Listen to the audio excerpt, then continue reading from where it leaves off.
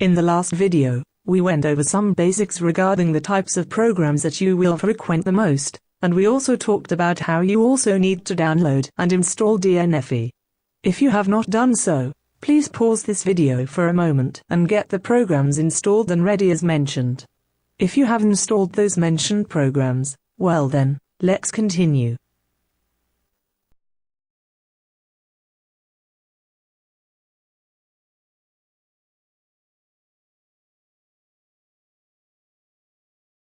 At some point, are known as an image file. It is not the traditional NPK format, but don't worry, you can still make this work. An image file was originally created using DNFE. Rather than going ahead and applying the image to the appropriate NPK, it was made to save for later. Note that an image file retains all of the original mod that you are after. So, how can we make this work? It's quite simple really. First, let me set up an example. Here I have chosen a file to demonstrate how this works. I chose an image file of a mod called the Apostle Sirocco set, for the female fighter. Now watch closely as I open it. DNFE still opens by default. As you can see, it has all of the animation sequences intact, and the Apostle set in the black color. This will make my female fighter rather dashing. Don't you think? Now we are going to apply this mod to an NPK file. Please note that after the update to Dungeon and Fighter Online, the traditional skin mods for the female fighter class changed, because they added more animation sequences to each character. This only applies to the female fighter class. After the update, Neoples decided to redo the female fighter's sprites into a more skinny version. Horrid, really. I prefer the old one, with the wide hips as she used to be. We will now need to set up an NPK file for this. Go into your mods2 folder and find Sprite Character Fighter Equipment Avatar file. Now copy that file over to your Downloads folder, and make a new folder, let's call it Sirocco, and place the file you copied into that folder. A bit of organization helps. My suggestion for each mod that you are working on, put a name on it. You can choose to put these folders wherever you like, really. For now, let's use my example. Now that you have your folder set up, it would be a good idea to also keep the image file in the same location, at least for now. Once you get used to the idea of image files and NPK files, you can separate them, if you so wish. Now we are going to prepare this NPK file. Go ahead and open it. DNFE should open by default.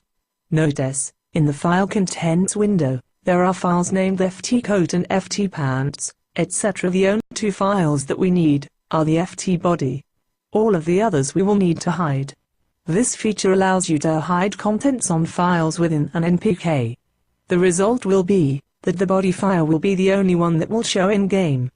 To hide a file, tick the box next to it, then right-click with your mouse, and then scroll down to the letter H, or hide in this case. You can also press H on your keyboard. DNFE will then prompt you, go ahead and click Yes. I'll repeat this for all others except the body files. Brilliant! This file is ready to have the image file applied to it. DNFE should still be open with the file that you are working on. Now, there should be two body files. Highlight the first one. Then right-click with your mouse. Then scroll down to R. Or in this case, Replace. You can also press R on your keyboard. When the source window opens, double-click the image file that we talked about, and DNFE will then add all of the sprite files in the exact order. Go ahead and do this for the other body file. Perfect! You done it. You just created your own mod. This is only part of this mod that needs to be done. You will also need to add what is known as a hidden set. It's basically what we did to hide the files. This way it allows only the body file that we modded to show in-game. With a bit of practice, soon you will know your onions. I realize that there are many bits and bobs, but don't worry, we'll do this one step at a time. To make things a bit easier, I have included the hidden set for you. Please look at the links below. This mod is almost done, and ready for use. Now just add this file to the hidden set that I have provided for you.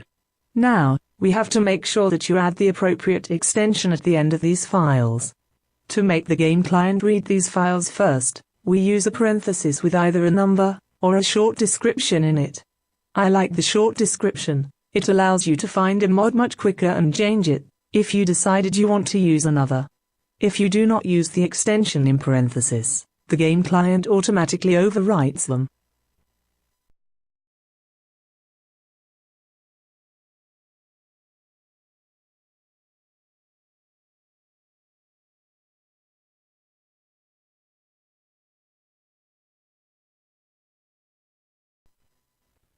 There is one final thing that you will need to do in order for these mods to work. We will need to set the permissions within the DFO game client itself. To do this, right-click on your DFO game icon, then choose Properties. Go ahead and click the Security tab at the top. Here we will need to change the permissions. Just click Edit.